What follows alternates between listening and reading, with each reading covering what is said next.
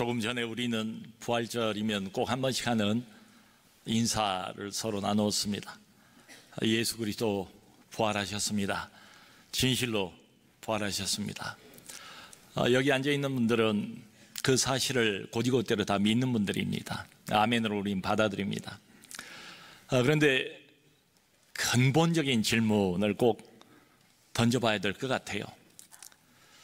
과연 죽은 사람이 살아날 수 있겠는가? 간혹 가다가 이렇게 죽은 줄 알았는데 다시 살아났다는 사람들 이야기를 듣습니다. 이제 그걸 흔히 임사체험 이렇게 말하죠. 어디가 깜깜한 터널 같은 데를 통과하고 있었는데 갑자기 빛이 나타나서 다시 이 세상으로 돌아오게 됐다. 그런 사람들의 그 간증을 모아 놓은 그런 책자도 있습니다. 여러분 성경을 보면 주님은 정말로 죽었어요. 실제로 돌아가셨어요. 그러니까 이제 6월절입니다. 가장 큰 명절이에요. 6월절까지 이렇게 시체를 나무에 매달아 놓고 있기를 원치를 않아요, 유대인들이. 그래서 로마 당국에 시체를 치워주세요 요청을 합니다. 근데 뭐라고 말하는가 하면 다리를 꺾어서 시신을 치워달라 이렇게 말해요. 십자가에 매달린 사람이 다리가 꺾여져 버리면 더 이상 지탱하지를 못합니다. 그래서 금방 질식해서 숨지고 맙니다. 그걸 알기 때문에 이제 그렇게 요청을 한 거예요. 그래서 로마 병사들이 예수님이 양편에 매달려 있는 이 강도들에게 가서는 다리를 꺾었어요. 그런데 다음에 가운데 매달려 있는 십자가 주님에게 와서 보니까 이미 죽어 있었대요. 이미 죽어 있는 걸 보고 다리를 꺾지 않았다. 구약 성경에 다리를 꺾지 아니함이라 그 애언을 응하게 하려 했다, 이런 말씀이 나오지 않습니까? 일단 확실하게 이분은 죽었고요, 또 두 번째는 확실하게 살았습니다. 그 확실하게 살아난 것을 가장 분명하게 표현해 준 게 뭔가 하면 몸의 부활이에요. 영으로 부활하신 게 아니에요. 예수님이 부활하신 그날 저녁에 유다는 이제 제 갈 길로 갔고요, 11 제자가 이렇게 이제 모여 있는데요, 그 장소에 우리 주님께서 나타나셨습니다. 제자들이 숨죽이고 두려워서 문을 꽉 닫고 그리고 숨어 있는데 갑자기 주님께서 그 앞에 나타나신 거예요. 얼마나 놀랬겠어요. 눈으로 이렇게 보는 걸 유령으로 생각을 했어요. 달리는 생각할 도리가 없잖아요. 그런데 예수님이 제자들에게 말씀하십니다. 영은 살과 뼈가 없지만 너희 보는 바와 같이 나는 있느니라. 만져보라는 거예요. 그래도 이 제자들이 눈에 보고 있는 것을 못 믿겠어요. 너무 기뻐요. 근데 너무 기뻐서 또 안 믿겨지는 것도 있지 않습니까? 그랬던가 봐요. 너무 기뻐서 믿지 못하는 걸 보시고 예수님께서 제자들에게 뜬금없이 이런 말씀을 하세요. 너희가 무슨 먹을 것이 있느냐? 밤에 자기들이 먹다가 이렇게 남겨놓은 구운 생선 한 토막을 드리니까 예수님께서 그 앞에서 퍼포먼스를 하시는 거예요. 부활하신 몸이기 때문에 뭘 꼭 굳이 드실 필요가 없어요. 그런데 예수님이 일부러 제자들을 보라고 구운 생선 한 토막을 실제로 다 그 앞에서 잡수십니다. 이게 몸으로 부활했다는 것을 분명하게 보인 거지요. 여러분, 우리도 나중에 예수님처럼 그분은 이제 부활의 첫 열매고 반드시 부활하게 될 줄로 믿습니다. 같은 비슷한 몸을 가질 거예요. 근데 우리 머리로는 이해를 못해요. 신비한 몸이지요. 자, 문제는 부활하신 이 예수님을 보지 못한 사람들도 있다. 보지 못한 사람들은 아무리 내가 봤다, 예수님 정말 부활했다, 내 눈으로 목격했다 라고 이야기를 해도 그게 안 믿겨지는 거예요. 그 중에 한 사람이 바로 도마입니다. 심지어는 예수님의 제자였지만 못 믿는 거예요. 그 제자들이 우리 봤다, 정말 만났다, 말씀하신 대로, 예언하신 대로 정말 몸으로 살아나셨더라, 기쁜 소식을 전해도 도마는 도리도리 이렇게 고개를 저으면서 못 믿겠다는 거예요. 그러면서 내심 큰 소리를 칩니다. 뭐라고 말하는가 하면은 내가 그의 손에 못자국을 보며 내 손가락을 그의 못자국에 넣으며 내 손을 옆구리에, 옆구리는 예수님이 창에 찔리시지 않았습니까? 내 손을 옆구리에 집어 넣어보고 만져보기 전에는 믿지 못하겠노라 라고 큰 소리를 친 거예요. 여러분, 이게 인간의 일반적인 반응 아닐까요? 내 눈으로 확인을 못했는데, 직접 내가 만져보지 못했는데 어떻게 죽은 사람이 몸으로 부활했던 걸 믿을 수 있습니까? 그러니까 이 도마가 말하는 걸 보세요. 내가 내 눈, 내 귀, 내 손, 내 감각. 근데 이게 이상한 일이 아니죠. 상식을 가지고 있는 사람, 이성적으로 생각할 수 있는 사람 다 이런 반응을 보이지 않겠어요? 오히려 예수님이 몸으로 부활하시다 이걸 곧이곧대로 믿는 사람이 비정상 아닐까요? 그러므로 오늘 이 21세기 2018년 오늘을 살아가는 수많은 현대인들에게 예수님이 부활하셨습니다, 진실로 부활하셨습니다, 몸으로 부활하셨습니다, 이 이야기를 과연 우리가 할 수가 있겠는가? 그걸 사실로 믿으라고 요구할 수가 있겠냐 말이죠. 여러분, 우리 기독교 신앙은 팩트 위에 근거하고 있습니다. 사실이 아니라면 우리가 여기 앉아있을 이유가 없어요. 얼마나 참 어리석은 일입니까?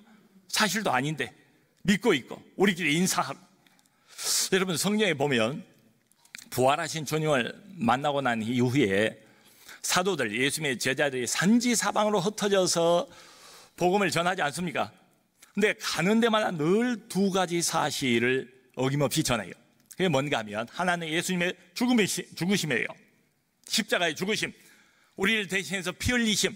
그리고 또 하나가 뭔가 하면 그리스도의 부활입니다. 여러분, 성경 보면 사도들은 예수님의 죽음도 말하지만 죽음보다 훨씬 더 부활을 강조하고 있다는 걸 볼 수가 있어요. 그러니까 여기저기 다니면서 그리스도 부활하셨다, 진실로 부활하셨다, 살아나신 그리스도 지금 우리와 함께 이 자리에 계시다, 이 부활을 외치다가 이 사람들은 다 순교를 당합니다. 한번 생각을 해봅시다. 만일 예수님의 부활이 사실이 아니라면, 예수님의 부활이 그저 꾸며낸 이야기라면, 존재하지도 않은 예수님의 몸의 부활을 외치다가 그것 때문에 자기 목숨을 내던질 사람이 과연 세상에 있겠는가? 자, 그런데 여러분, 오늘 이 성경의 기록을 보면 의심했던 이 도마가 어느 순간 변화가 되잖아요. 그것도 보통 변화가 아니잖아요. 인생이 180도로 바뀌잖아요. 이 도마가 언제 변화가 옵니까? 대답이 여기 나와 있어요. 부활하신 예수님을 직접 만났을 때, 예수님의 부활이 소문이 아니고 사실이고 팩트라는 것을 본인이 직접 확인하고 그것을 깨달았을 때 바뀌잖아요. 일주일이 지났습니다. 주님이 도마의 말씀을 기억하고 있었던 것 같아요. 다시 제자들 앞에 나타났습니다. 그리고는 곧장 도마에게 이렇게 말씀하세요. 도마야, 내 손가락을 내밀어 못자국에 넣어보고 만져보고, 내 손을 내밀어 옆구리에 넣어보고 만져보고, 믿음 없는 자가 되지 말고 믿는 자가 되라. 도마가 넣어봤습니까? 만져봤습니까? 당장 도마가 엎드리지 않습니까? 나의 주 나의 하나님이십니다. 자기 눈으로 보고 자기 귀로 듣고 자기 손으로 만져봤는데 더 이상 어떻게 거절해요? 어떻게 부인해요? 바로 이게 도마의 인생의 분기점이었습니다. 신앙이 달라지는 거예요. 전승에 의하면 도마는 바로 이후에 인도로 건너갔답니다. 인도에 가서 복음을 전하고 많은 교회를 세우고 결국 인도에서 도마는 순교한 것으로 알려져 있습니다. 여러분, 부활하신 이 주님을 만나야 됩니다. 교회당 나와도 꼭 한 번은 만나야 됩니다.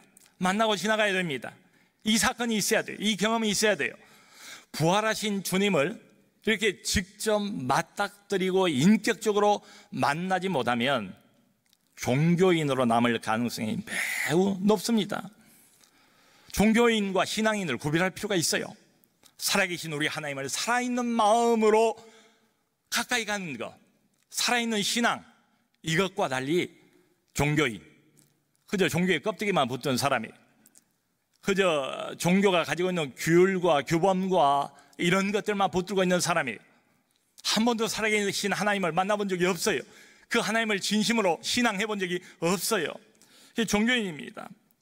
여러분, 성경에 보면 예수님을 그렇게 핍박했던 사람이 바리새인들, 서기관들, 이 종교 기득권자들 아닙니까? 겉으로 보면 하나님을 가장 잘 섬기는 것처럼 보이는 사람들이에요. 근데 사실은 하나님을 몰라요. 하나님과 가장 멀리 떨어져 있던 사람들, 종교의 껍데기만 붙들고 있었던 사람들, 율법만 붙들고 늘어졌던 이런 사람들, 우리 주님께서 모든 사람을 다 품지 않습니까? 장기도 품고 거렁뱅이도 품고 다 품으세요. 심지어는 간음하다가 현장에서 잡힌 여자도 나는 너를 정죄하지 아니하노니 이렇게 말씀하신 그런 분이에요. 근데 오직 유독 한 종류의 대상, 바로 이 종교적인 기득권자들을 향해서만은 이 독사의 자식들아 회칠한 무덤이여, 무섭게 말씀하시는 우리 주님이십니다. 여러분, 우리가 존경하고 따르기를 바라는 사도 바울이 원래 이름은 사울이었습니다. 아주 열심히 특별한 이런 바리새파 청년이에요. 이 사울이 얼마나 하나님을 향한 열심이 있었던지, 이게 하나님을 향한 열심이고 하나님을 위하는 일이라고 생각을 한 거예요. 한 번은 저기 다메섹까지 출장을 간 장면이 성경에 나오지 않습니까? 일행을 데리고 무장한 군인들을 끌고 다메섹까지 가요. 그 이유는 뭔가 하면 다메섹에 있는 예수쟁이들을 붙잡아 가다가 예루살렘을 끌고 오려고, 다메섹에 있는 교회를 파괴하기 위해서 부지런히 다메섹으로 가고 있었습니다. 근데 이 사울이 언제 변화가 됩니까? 사울이 언제 사울에서 바울로 변화가 됩니까? 부활하신 주님을 만났을 때입니다. 한참 열심히 가는데 거의 다 왔는데 정오쯤 되었는데 태양보다 더 밝은 빛이 바울과 그 일행을 비추는 거예요. 그 커다란 빛에 그만 말에서 떨어지고 맙니다. 엎드려서 물어봅니다. 주여, 누이시오니까?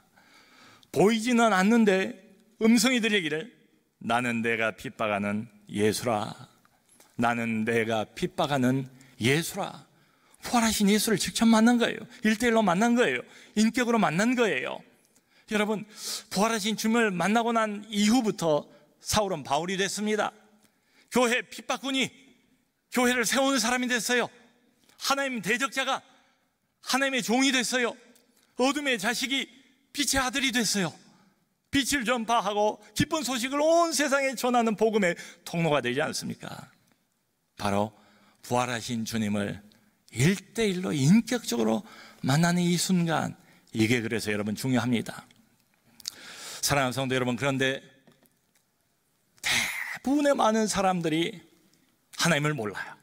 부활하신 주님 몰라요. 관심도 없어요. 눈앞에 보이는 게 전부인 줄로 알아요. 그러니까 많은 사람들이 눈앞에 게 전부니까 결국은 그것만을 쫓아가지요.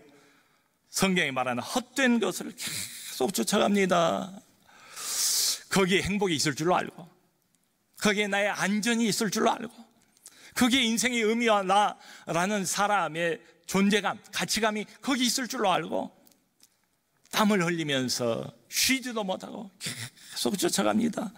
돈, 명예, 업적과 성취, 인기, 권력 뭐 등등 말이죠. 그게 내 인생을 행복하게 만들어주고 내 인생을 안전하게 지켜줄 수 있는 보장이라고 믿기 때문에 그래요. 자, 여러분, 근데 여러분 어떻습니까? 쫓아가 보면 어떻습니까? 정상에 올라가 보면 어떻습니까? 거기서 이런 것들을 손에 쥐어보면 어떻습니까? 만족이 있습니까? 영원한 행복이 있습니까? 세상이 줄 수 없는 평안이 있습니까? 안전이 보장이 되던가요? 내 존재에 대한 어떤 가치감이 한없이 높아지던가요? 아니지요. 우리가 정직하게 내 영혼의 목소리에 귀를 기울인다면 아니라고 말할 수밖에 없잖아요. 쥐었는가 싶었는데 마치 바람이 손가락 사이를 빠져나가는 것처럼 빠져나가 버리는 그런 경험. 올라섰는가, 이제는 됐는가 싶었는데 환상이에요. 신기루예요. 무지개를 붙잡았는가 생각했는데 가서 붙잡아 보니까 그 무지개는 벌써 저만큼 저 멀리 가 있어요. 그래서 또 쫓아갑니다. 쉬지 못하고 그저 땀을 뻘뻘 흘리면서 목표가 무엇인지, 내 인생에 가는 방향이 무엇인지도 잘 알지 못한 채 땀만 흘리면서 평생을 무지개를 쫓아가는 수많은 인생들. 여러분, 하나님은 우리의 창조주십니다. 우리 한 사람 한 사람을 다 만드셨어요. 우리 모두에게 하나님께서 영혼을 사모하는 마음을 주셨다고 그랬어요. 사람은 별 수 없어요. 사람은 짐승이 아니에요. 이렇게 저렇게 살아도 항상 마음 가장 깊은 곳에서는 영혼에 대한 그리움, 영혼에 대한 동경, 전능자 창조주에 대한 그리움, 이런 게 있어요. 하나님이 우리를 만드셨기 때문에 인간을 잘 아십니다. 인간을 제대로 진단을 하세요. 주님이 그런 말씀을 하세요. 너희가 생수를 구하나 얻지 못한다. 모든 사람들이 생수를 원해요. 생명수 말이에요. 내 영혼이 살고 내 인생이 살아나는 진짜 생명수를 그렇게 갈급해해요. 근데 주님이 이렇게 말씀하세요. 생명수를 구하나 얻지 못한다. 왜냐하면 그건 터진 웅덩이이기 때문에 그렇다. 저기에 웅덩이가 있어요. 저기에 물이 있을까요? 내가 그토록 원하던 내 인생의 가란 목을 죽여줄 물이 저기에 있구나 하고 열심히 달려가 봅니다. 품에 있는 바가지를 꺼내서 막 마시려고 하는데 웅덩이가 터져 있어요. 밑 빠진 독입니다. 아무것도 없어요. 많은 사람들은 그렇습니다. 도대체 자신이 무엇을 구하고 있는지도 몰라요. 무엇을 구하고 있는지도 제대로 몰라요. 모르면서도 그저 무작정 땀만 뻘뻘 흘리면서 남들이 가는 그 넓은 길로 죄다 이렇게 가는 많은 사람들. 또 구해도 엉뚱한 데서 구해요. 여러분, 하나님께서 이걸 터진 웅덩이라고 말합니다. 이 땅에서는 얻을 수 없어요. 이 세상이 줄 수 없는 것들을 찾는 거예요.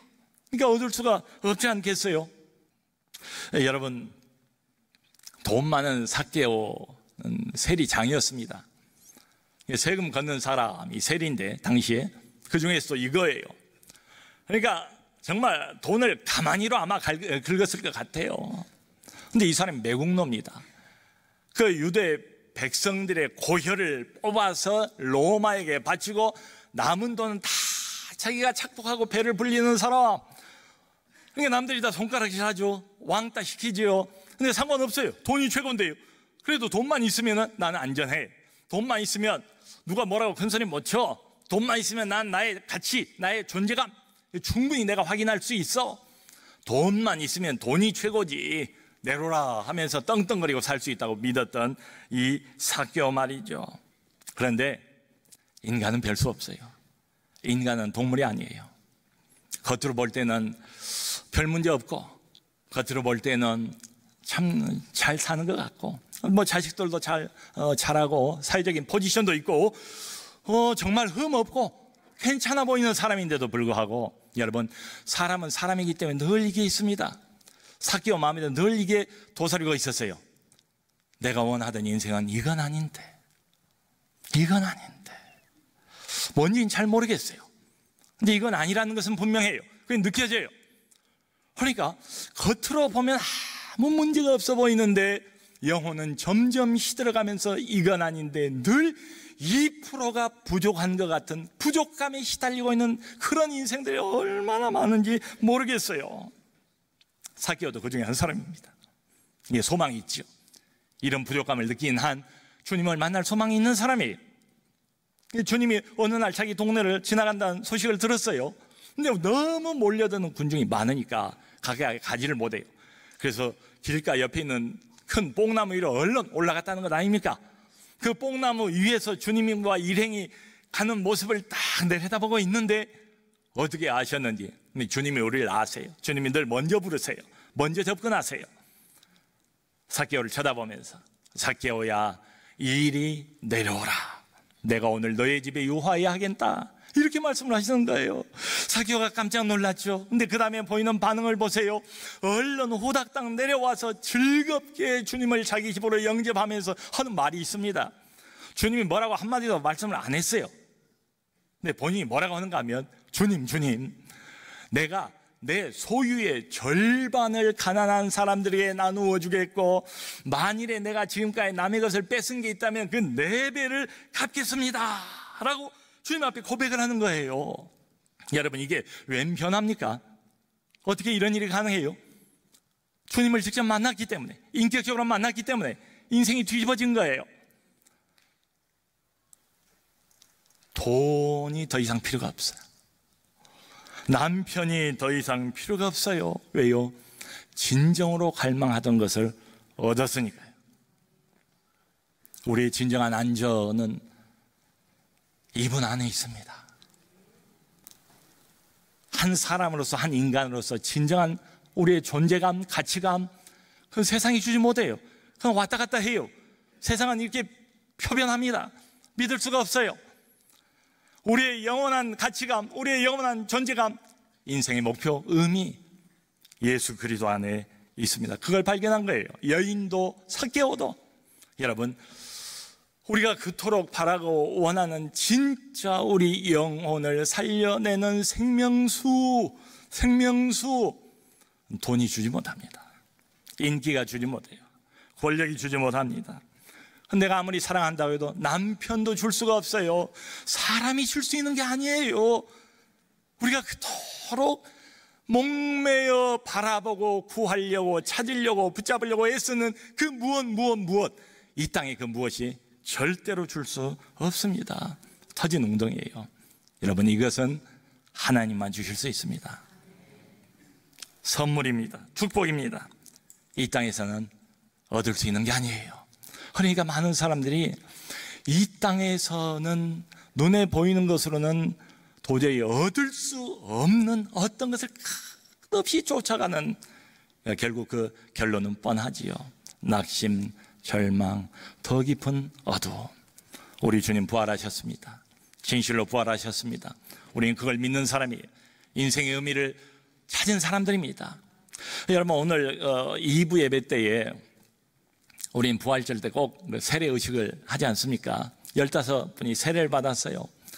세례라는 것은 하나님과 모든 교회 공동체 앞에서 그리스도와 함께 나는 죽었습니다. 그리고 그리스도와 함께 나는 부활했습니다.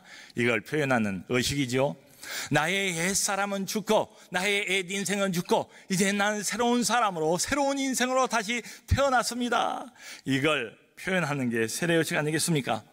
우리 모두 부활의 주님이 찾아오셔서, 부활의 주님이 우리 인생을 만지셔서 변화된 인생을 살아간 사람들입니다. 29절에 보면 도마에게 예수님께서 이런 말씀을 하세요. 도마야, 너는 나를 보고서야 믿느냐? 보지 않고 믿는 자는 더 복되도다. 보지 않고 믿는 자, 앞으로 오고는 수많은 교회에 하나님이 부르실 수많은 백성들, 보지 않고 믿는 자, 그럼 우리는 어떻게 믿습니까? 이 하나님의 말씀인 성경의 기록, 성경에 예수 그리스도의 부활을 직접 목격했던 수많은 증인들의 이 기록, 그분들의 증언, 우리는 이걸 하나님 말씀으로 믿습니다. 여러분, 지금까지 부활하신 주님을 만나고 정말로 인생이 바뀌어져 버린 수많은 사람들이 역사 안에 있지 않았습니까? 또 우리 주변에 있지 않습니까? 그 사람 그럴 사람 아니에요. 그 사람 엉뚱한 사람이에요. 그 사람 내가 잘 알아요. 그 사람은 어둠을 쫓아간 사람입니다. 세상 것 얻기 위해서는 물불을 안 가리던 그런 사람인데 어느 날 이 사람이 바뀌어진 거예요. 거룩한 사람으로, 완전히 인생이 달라진 거예요. 다른 사람을 위하는 사람으로. 왜요? 부활하신 주님을 인격적으로 만났기 때문입니다. 여러분, 무엇보다도 주님 부활하셨네, 진실로 부활하셨네, 그걸 증거할 사람들이 바로 오늘 여기 앉아있는 여러분들 아니십니까?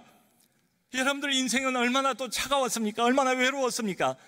그 사마리아 여자처럼 얼마나 불안하고 얼마나 두렵고, 마치 두려움 속에서 문을 콕콕 걸어 잠그고 혼자 어둠 속에 웅크리고 있는 아이처럼, 겉으로 보면 대단해 보이고 겉으로 보면 그럴듯해 보이지만은 언제나 그런 어린 아이가 내 안에 있지 않았습니까?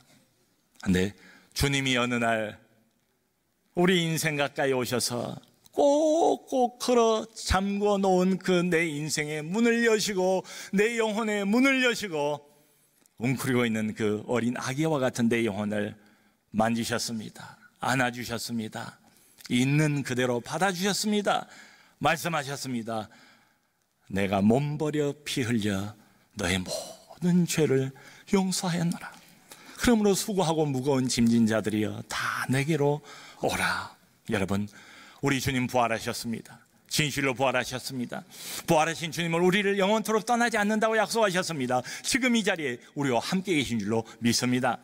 그 부활하신 주님의 손을 붙잡고 우리는 여전히 약해요. 넘어질 수밖에 없어요. 그러므로 부활의 능력을 힘입어서 승리하는 우리 모두가 될 수 있기를 주님의 이름으로 축원합니다.